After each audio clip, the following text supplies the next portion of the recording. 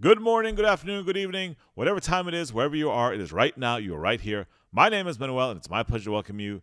This is episode 55 of the show, and I have to congratulate you for making the best decision of the day to spend some time with me. Let's get started. Yesterday, Friday, April 10th, the Artemis II mission returned safely to Earth after a successful 10-day journey. 4 astronauts, 3 men and 1 woman, traveled farther into space than any human beings in history.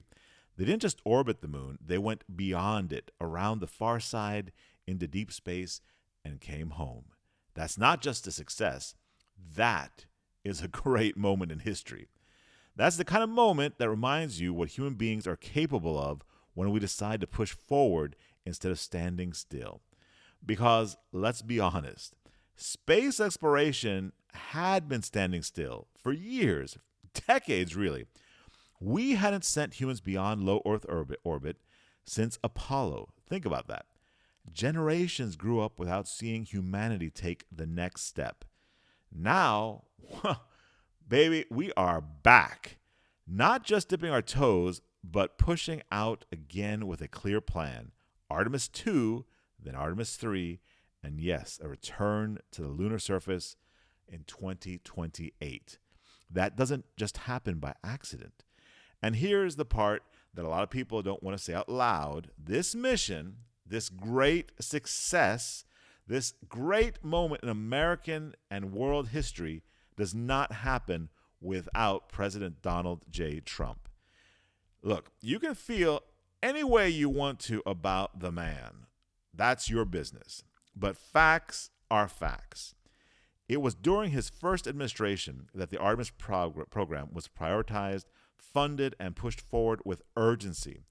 It was his administration that reestablished the National Space Council, chaired by then Vice President Mike Pence, to coordinate and drive space policy at the highest level, a true priority. It was that shift away from vague long-term goals and towards concrete milestones that got us where we are right now. And you also have to give credit to the current leadership at NASA. The current administrator, Jared Isaacman, is not just a political figure. This is a man who had actually been to space, commanded a mission, and is an accomplished pilot. That's real first-hand experience in modern spaceflight, and it brings a very different kind of leadership to the agency, not just a political appointment, as has been the case in the past. And yes, Jared Isaacman stands in contrast to the prior administrator, former Senator Bill Nelson, a lifelong politician who did not bring the same level of operational or technical background to the role. And in fact, objectively, the only reason he got the job was as a consolation prize when he lost his reelection bid to current Florida Senator and former Governor Rick Scott. Now, I'm not saying that to take cheap shots. Truly.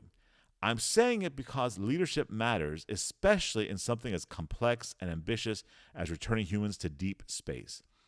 But let's not pretend this all started yesterday, because it really didn't. Programs like this take years of planning, funding, engineering, and execution. Administrations come and go, but momentum has to start somewhere. And that's the uncomfortable truth for some people. The momentum that made Artemis II possible began under President Trump. Now, what's fascinating, maybe even a little telling, is the reaction. Or perhaps it would be better to say lack of reaction. Because in a different time, this would be one of those moments where the entire country just stops and says, wow, that's incredible. And puts politics aside, party aside. Just good old-fashioned American pride. But we don't really live in that world anymore, do we? Instead, what you see is more of a muted response, subdued, almost reluctant acknowledgement in some corners, and in others, criticism, where they say this has been a waste of money, that it was wrong priorities, the usual lines from a certain political party. And you have to ask yourself, if the political roles were reversed, would the reaction be the same, or would this be wall-to-wall celebration? Look, this isn't about turning everything into politics. It's actually the opposite. It's about stepping outside of politics for a second and saying, this is a win, a real one, for America, for humanity, for the future of exploration. And yes, giving credit where it's due, even if that credit makes some people uncomfortable.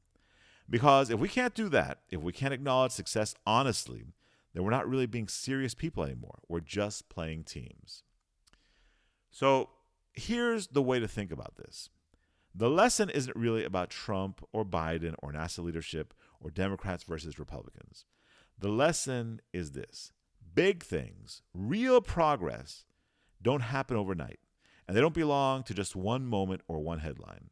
They're built over time by decisions, priorities, and leadership that set things in motion long before the payoff arrives. So when that payoff finally does come, when the rocket lands, when the astronauts return, when history is made, you've got two choices. You can ignore how it happened, or you can learn from it. And if you learn from it, maybe, just maybe, you can replicate that kind of progress in other areas too. All right, that's enough for now. We'll continue next time. And as always, be useful.